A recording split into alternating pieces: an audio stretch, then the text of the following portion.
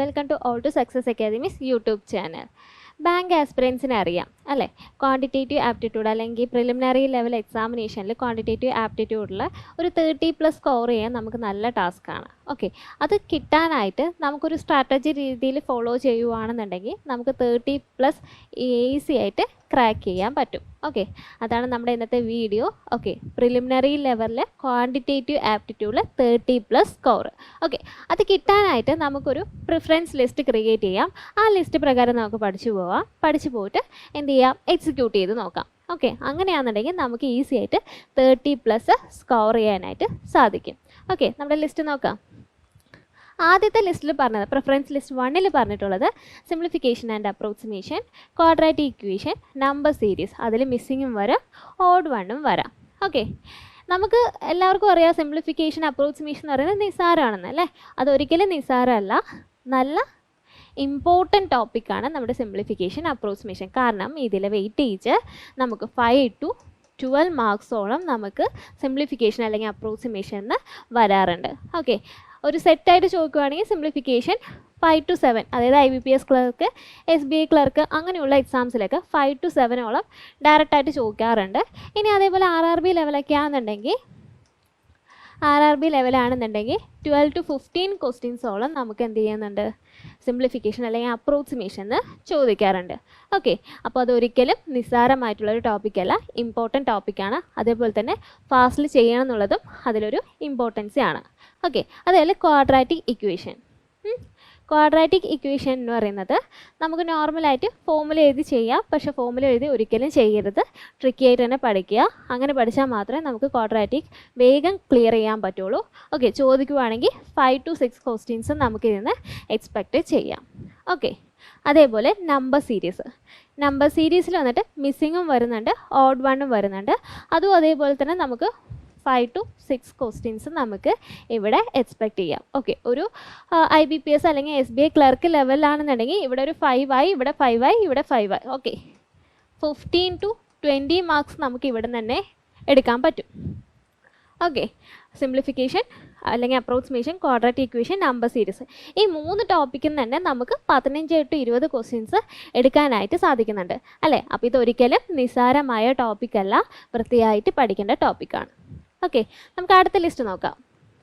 Preference list 2. Okay, ഇതിൽ പറയുന്നത് data interpretation ആണ്. ഓക്കെ, DIയിൽ കുറേ ടോപ്പിക് ഇത് വരുന്നുണ്ട് അല്ലേ? ബാർ വരുന്നുണ്ട്, ലൈന് വരുന്നുണ്ട്, പൈ ചാർട്ട് വരുന്നുണ്ട്, ടേബിൾ വരുന്നുണ്ട്, കേസ് ലെറ്റ് വരുന്നുണ്ട്.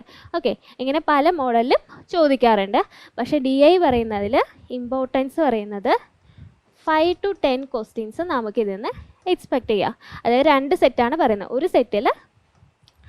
ഒരു സെറ്റിൽ 5 ക്വസ്റ്റ്യൻസ് ഉണ്ടാവും, 5 to 6 ക്വസ്റ്റ്യൻസ് വരാറുണ്ട്. സെക്കൻഡ് സെറ്റിലും അതേപോലെ തന്നെ 5 to 6 ക്വസ്റ്റ്യൻസ് വരാറുണ്ട്. ഓക്കെ, അപ്പോൾ DIയിൽ മാത്രമായിട്ട് എത്ര വരുന്നുണ്ട്, 10 to 12 ക്വസ്റ്റ്യൻസോളം DIയിൽ വരുന്നുണ്ട്.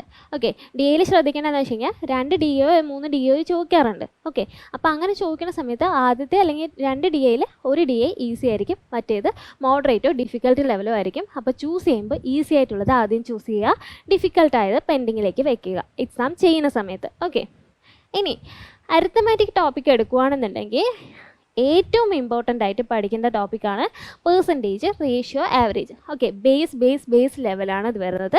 പെർസെൻറ്റേജ് DIയിൽ നമുക്ക് പെർസെൻറ്റേജും റേഷ്യോ മാത്രമാണ് ഇതിൽ പ്രിലിമിനറി ലെവലിൽ ചോദിക്കാറുള്ളൂ. ബാക്കിയുള്ള അരിത്തമാറ്റിക് ആയിട്ട് DIയിൽ മിക്സ് ചെയ്ത് ചോദിക്കാറുണ്ട് മെയിൻസ് ലെവലിൽ. ഓക്കെ, അപ്പോൾ നമ്മളിപ്പോൾ പ്രിലിമിനറി ലെവലാണ് പറയുന്നത്, അതുകൊണ്ട് പെർസെൻറ്റേജും റേഷ്യോ DIക്ക് ഇമ്പോർട്ടൻ്റ് ആണ്. അതേപോലെ അരിത്തമാറ്റിക് പ്രോബ്ലംസ് എന്ന് പറയുമ്പോൾ ഇത് രണ്ടും ഇമ്പോർട്ടൻ്റ് ആണ്. പ്ലസ് ആവറേജും കൂടെ നോക്കിക്കോളാം. ഓക്കെ, ഇതാണ് നമ്മുടെ പ്രിഫറൻസ് ലിസ്റ്റ് 2ൽ പറഞ്ഞിട്ടുള്ളത്. ഇനി തേർഡ് ലിസ്റ്റിൽ എന്താ പറഞ്ഞിരിക്കുന്നത്? തേർഡ് ലിസ്റ്റിൽ ഈ ഒരു ടോപ്പിക്ക് 6 ടോപ്പിക്കാണ് വരുന്നത്.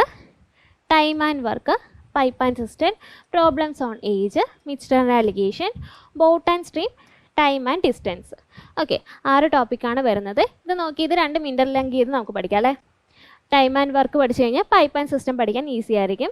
അതേപോലെ ടൈം ആൻഡ് ഡിസ്റ്റൻസും നമുക്ക് അത്യാവശ്യം പഠിക്കാൻ പറ്റും. ഇത് രണ്ടും പഠിക്കാം അല്ലേ? ബോട്ട് ആൻഡ് സ്ട്രീമും ടൈം ആൻഡ് ഡിസ്റ്റൻസും പഠിക്കാം. അതേപോലെ പ്രോബ്ലംസ് ഓൺ ഏജ്, റേഷ്യോ പഠിച്ചു കഴിഞ്ഞാൽ നമുക്ക് ഏജും നമുക്ക് ഈസി ആയിട്ട് അതിൽ നിന്നെടുത്ത് പഠിക്കാൻ പറ്റും. പിന്നെ മിക്സ്ചർ ആൻഡ് അലിഗേഷൻ, അത് ആവറേജും കൂടെ നമുക്ക് മിക്സ് ചെയ്ത് പഠിക്കാം അല്ലേ? അപ്പോൾ ഈ ഒരു 6 ടോപ്പിക്ക് ഇമ്പോർട്ടൻ്റ് ആയിട്ട് പഠിക്കേണ്ട അരിത്തമാറ്റിക് ടോപ്പിക്കുകളാണ്. ഓക്കെ, ഓൾറെഡി നമ്മൾ ഇവിടെ പറഞ്ഞു, പെർസെൻറ്റേജും റേഷ്യോയും ആവറേജും പറഞ്ഞു. അതിനോടൊപ്പം തന്നെ അടുത്ത ലിസ്റ്റിൽ നമ്മൾ ഇതെല്ലാം പഠിക്കും. ഓക്കെ, ഇതിൽ നിങ്ങൾക്ക് പ്രിഫറൻസ് വന്നിട്ട് ചെയ്യാം. ഓക്കെ, ടൈം ആൻഡ് വർക്ക് തന്നെ ആദ്യം പഠിക്കണം എന്നില്ല. ഓക്കെ, ബോട്ട് ആൻഡ് സ്ട്രീമും ടൈം ആൻഡ് ഡിസ്റ്റൻസും ആദ്യം പഠിക്കാം, പക്ഷേ ഇൻ്റർലിങ്ക് ചെയ്ത് പഠിക്കാം. ഓക്കെ, ഇത് രണ്ടും പഠിച്ചു കഴിഞ്ഞാൽ ഇത് രണ്ടും കൂടെ പഠിക്കാം. അങ്ങനെ ലിങ്ക് ചെയ്ത് പഠിക്കുക. റേഷ്യോ പഠിച്ചു കഴിഞ്ഞാൽ ഉടനെ ഏജസ് പഠിക്കുക. ഓക്കെ, അപ്പോൾ കുറച്ചും കൂടെ ഈസി ആയിട്ട് എടുക്കാൻ പറ്റും. ഓക്കെ, ഇമ്പോർട്ടൻ്റ് ആണ്. അതിൻ്റെ പ്രിഫറൻസ് വന്നിട്ട് അങ്ങോട്ടും ഇങ്ങോട്ടും മാറ്റി പഠിച്ചാലും കുഴപ്പമില്ല, പക്ഷേ ഈ 6 ടോപ്പിക്കും എന്തായാലും പഠിച്ചിരിക്കണം. ഓക്കെ, ഇതിൽ ഓൾമോസ്റ്റ് ഒരു നമുക്ക് എത്ര കിട്ടും? ഒരു 6 മാർക്സോളം ഇതിനകത്ത് കിട്ടും അല്ലേ? നമ്മൾ ആദ്യത്തെ ലിസ്റ്റിൽ നമ്മൾ എത്രയാണ് പറഞ്ഞത്? ഒരു 15. രണ്ടാമത്തെ ലിസ്റ്റിൽ 10 അല്ലേ? മിനിമം പറഞ്ഞ കേട്ടോ, മിനിമം 10. ഇവിടെ ഒരു 15, 25ആയി. ഇനി നോക്കിയേ, 25ഉം 6ഉം എത്രയായി? 25 6 എത്രയായി? 31 അല്ലേ? ഇപ്പം തന്നെ 30+ ആയില്ലേ ഇല്ലേ?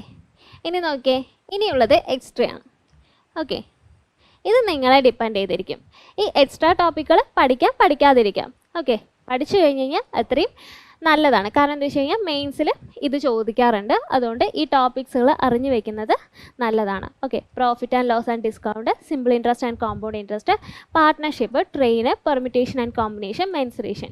ഓക്കെ, ടോപ്പിക്ക് അറിയുന്നതല്ല, എക്സാമിന് എക്സിക്യൂട്ട് ചെയ്യേണ്ട രീതിയിലാണ് പ്രിഫറൻസിന് വന്നിട്ട് നമ്മളിവിടെ ലിസ്റ്റ് ചെയ്തിരിക്കുന്നത്. ഓക്കെ, ഈ ടോപ്പിക്കുകൾ എന്തായാലും നമ്മൾ പഠിക്കുന്ന ടോപ്പിക്കുകളാണ്. പക്ഷേ എക്സാം എഴുതുന്ന സമയത്ത് നമ്മൾ ആദ്യം ചെയ്യേണ്ടത് ഇവ 3 പേരെയാണ്. ഓക്കെ, ഇത് ചെയ്തതിന് ശേഷം എത്ര ഫാസ്റ്റിൽ ചെയ്യാൻ പറ്റുമോ അത്രയും ഫാസ്റ്റിൽ ചെയ്തതിന് ശേഷം അടുത്ത നമ്മുടെ ഈ ലിസ്റ്റിലുള്ള കാറ്റഗറിയിലുള്ള പ്രോബ്ലംസ് ചെയ്യും. ഓക്കെ, അതും കഴിഞ്ഞിട്ടാണ് നമ്മൾ ഈ കാറ്റഗറിയിലുള്ള ടോപ്പിക്കുകൾ ചെയ്യുന്നത്. ഓക്കെ, ഇത് നമ്മൾ ഏത് രീതിയിൽ ചെയ്യണമെന്നേ ഉള്ളൂ. ഓക്കെ, ഇത് നമുക്ക് ടൈം ആൻഡ് ഡിസ്റ്റൻസ് ആണ് കൂടുതൽ കിട്ടുന്നത് വെച്ച് കഴിഞ്ഞാൽ അത് ആദ്യം ചെയ്യുക, ടൈം ആൻഡ് വർക്ക് ലാസ്റ്റ് ചെയ്യുക.